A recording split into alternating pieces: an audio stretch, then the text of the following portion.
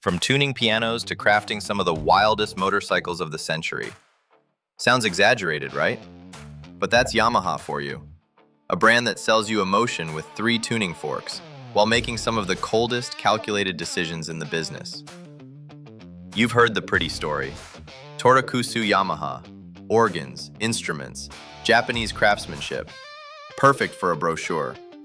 But the Yamaha we're interested in didn't emerge in a concert hall. It was born amidst steel, lathes, and post-war machinery searching for a new purpose. During World War II, Nippon Gaki produced airplane propellers. When that ended, the challenge was to turn military precision into civilian business. It wasn't poetry, it was industrial survival. Enter Genichi Kawakami with a straightforward idea. If you can machine finely, you can build motorcycles. The first was the 1955 YA1, the famous red dragonfly. Let's be clear, it wasn't a stroke of genius from nowhere. It heavily borrowed from the German DKW RT125, like much of the industry at the time. But Yamaha didn't just copy the base. They executed it with a commitment to quality that was almost a declaration of war for post-war Japan.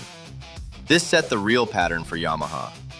Not always inventing first, but when they did enter, they aimed to unsettle, to prove, to win. And win they did. In 1955, the YA1 claimed victories in key Japanese races, giving Yamaha something far more valuable than sales: credibility. Then came the second major decision, the technical one. While Honda treated 4 strokes like a religion, Yamaha understood something simple. 2 strokes were lighter, cheaper, more direct. Less refined, sure, but more aggressive. And back then, aggression sold. Enter Autolube. And let's clarify this. It wasn't just a fix for users who forgot their oil mix. It was a serious solution that Yamaha developed in racing before bringing it to the public. Separating oil and gas wasn't romantic. It made 2 strokes more usable, cleaner for its time, and less risky for the average rider. Yamaha kept refining this recipe with more efficient intakes, mid-range torque, and a technical culture where performance wasn't asked for politely, it was demanded. And that's how the myth was built. Not as a perfect brand, but as a dangerous, fun, and sometimes brilliantly irresponsible one. What's intriguing is that this also birthed Yamaha's big contradiction. On one hand, engineering with personality. On the other, a company that always read the market with surgical precision. Never saints, never innocent purists. Perhaps that's why they went far. They understood early that a bike doesn't need to be pure, it needs to be desirable. When Honda was flexing its industrial muscles in the 80s, Yamaha responded with a serious technical slap, the FZ750. Genesis head, 5 valves per cylinder, 3 intake, 2 exhaust. Sure, there was marketing, but there was also brutal logic. More flow area, lighter valves, compact combustion chamber, and a clear message. Yamaha wasn't here to follow trends, they were here to make life difficult for the rest. That's the true DNA of the brand. Not the music, not the slogan, not the catalog cando. The mix of industrial opportunism and flashes of technical brilliance. And that's why it hurts to talk about modern Yamaha. Because when a brand builds such a legacy, every modern shortcut stands out louder. And here's where it gets uncomfortable. Yes, Yamaha also worked modern magic. The 1998 R1 reshaped superbikes by compacting the package with a stacked gearbox and architecture designed for better geometry and balance. And in 2009, there was another shakeup, the Crossplane, an idea translated from MotoGP experience to deliver torque more linearly and improve throttle-to-rear wheel connection. It wasn't technical posturing, it was a different way to experience an inline 4. That's why the R6 mattered. It embodied a different philosophy. A 600 that didn't give anything away. Little forgiveness, little low-end punch, all about the top end. You really had to work for it, find the revs, truly ride it. And today, that almost seems like commercial heresy. The street R6 died post-2020 in many markets. The R6 race lived on for the track. That detail is crucial because Yamaha didn't kill the bike due to complete technical incapability.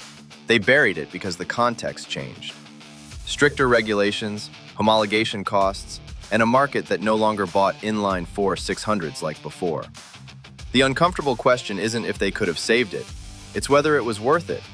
And the answer seems pretty clear. No, Then comes the R9. Let's not fall into easy commentary. No, it's not just an MT-09 with a fairing. That would be unfair. The R9 features the 890 CP3. Yes, it shares that base. Yes, but Yamaha gave it a specific Delta Box frame, tuned rigidity for supersport use, its own aerodynamics, a serious KYB suspension, Brembo brakes, and electronics derived from the R1 language. That's real, and it works. In fact, the bike won on its World SSP debut, so it's clearly not useless. The problem is deeper. The R9 represents a complete shift in philosophy. The sport bike once demanded sacrifice, now it seeks accessibility. The mechanics once screamed to rev high or else. Now the CP3 solves half your life with low to mid-range torque. Supersport used to be almost a precision tool. Now it's a product better suited for the street, electronics, regulations, and profitability. And while it makes sense, it also steals a bit of the soul.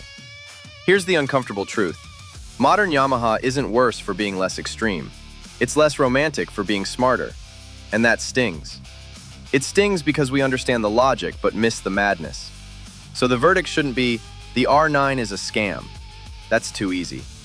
The R9 seems well thought out for 2025 and 2026. What we can say is this. Yamaha has replaced part of its classic sports identity with platform efficiency. It swapped radical character for usable performance. And in that transition, they've gained customers, but lost part of the myth. So let's make it clear. If you want a modern, fast, efficient sport bike that's more sensible than it appears, the R9 makes a lot of sense. If you're searching for that sharp, edgy, nervous, almost absurd Yamaha, then you're looking back.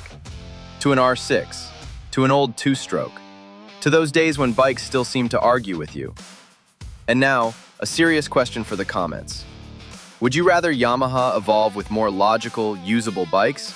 Or do you think that move sacrifices what made them special? This is countersteer theory, throttle, and judgment.